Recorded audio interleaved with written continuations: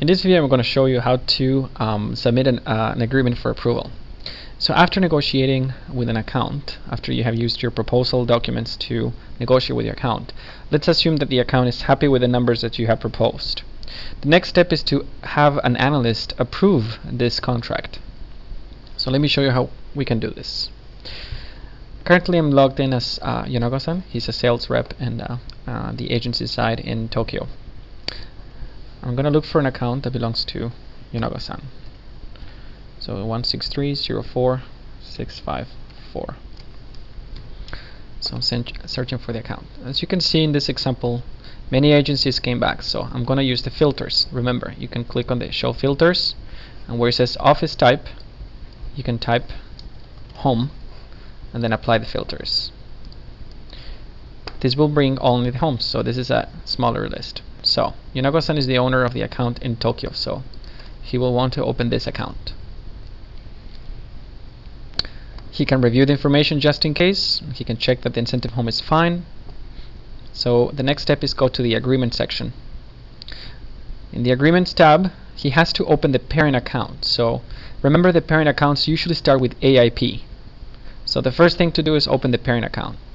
Also, you can see here where it says agreement type string, you can identify International Incentive Agreement. The difference with the others is that they say International Incentive Exhibit. These are the children. But for now, we're going to just open the parent account, the parent agreement. You can see this again here. So I'm going to open the parent agreement. Now the background changed again to green. And what is important in this section is that we looked at the child agreements tab. So in the child agreements tab, in this case we have 3 exhibits. One is called JI 3B TPC, another one is called JI 3B PSH, another one that is called JGBNA. I'm going to open the first child agreement.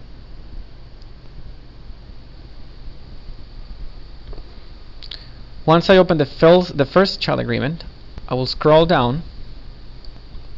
You can see the dashboard again in the child exhibit. We'll continue going down, and you will see that there is a button called Generate. You only have to push this button if you're sure that the account is ready to accept the deal. So, because I know that the account likes the agreement terms, I'm going to create on Generate. This will take a few seconds. I'll choose the format again, PDF.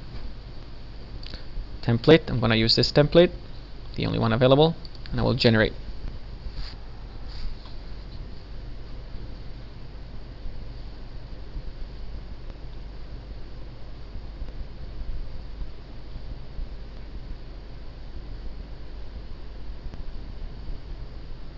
Okay, so it's ready. So now I'm going to hit return.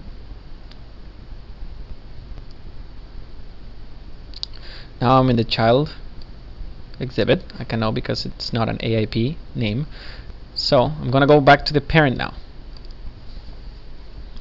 And now you have to repeat the process with all the other children. So let's go to the second child agreement. In this case, it's the JI 3B PCH. So I'm going to click on this child agreement and do the same thing. Scroll all the way down until you find the generate button. Remember, only click here if you're sure that the account is willing to accept the terms. So I'm going to click on generate.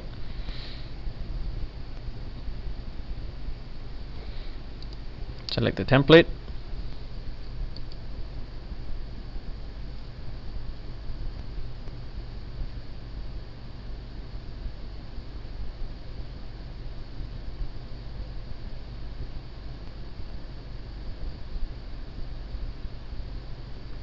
I'm going to return.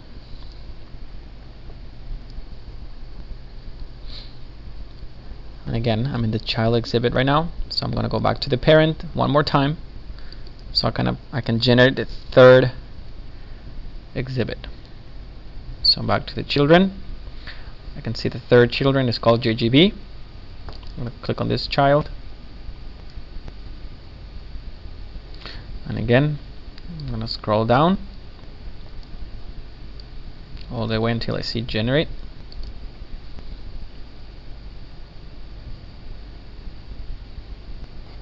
And I will select template.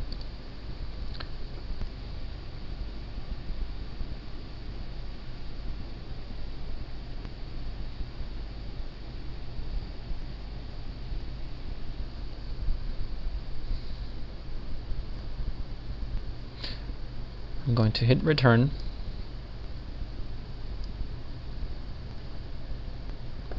And again, I'm back in the child agreement. So now what I'll do is I'll go back to the parent agreement.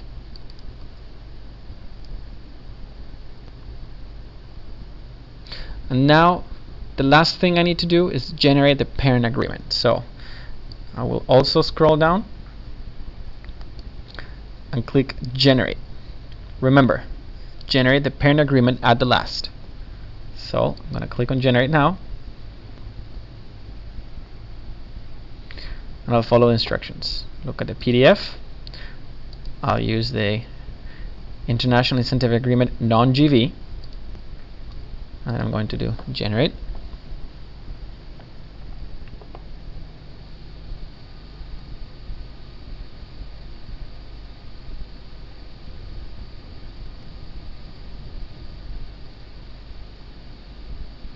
And we're done. So we have generated all the documents necessary to include in the final contract. Okay, now notice how the status category has changed. Now it says in authoring, status author contract. So that means that we're almost ready. Now that we have all the documents that we need, we're going to submit this for approval. The way to do this is just go to the approval history. You will notice that there has been some approval processes before. This is because the automation system has built the agreements and we have reviewed them. But there is one more step that we need to do, and that's you need to submit it for approval again to ourselves. You will see that the overall status says approved, but you need to submit it again for our approval. So we're going to click here in the submit for approval button. I'm going to show you that again.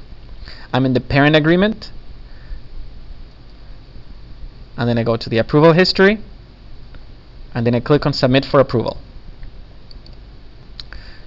We get this warning message. Once you submit this record for approval, you might not be able to edit it or recall it from the approval process, depending on your settings. Continue, and we'll say okay, we're done. We're sure that the account is happy with this.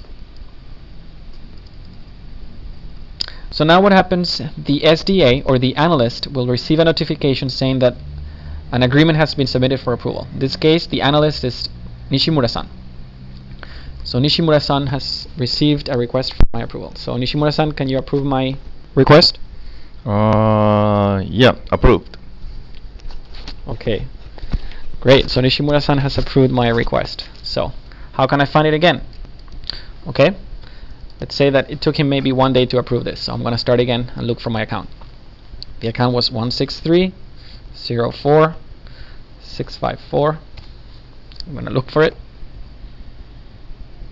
And I'm looking for the home office. So I'm going to filter, and it says office type, home, and apply the filter. And here's my account. So I'm going to open it.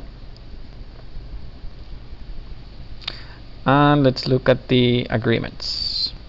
I'm going to open AIP. This is the parent. And look how the status changed. Now it says in signatures, and status ready for signature. So this, if I look at the approval history, you will see now that the status has changed as well. So let's look at it. Approval history. You can see that there are 2 approvals. This is correct.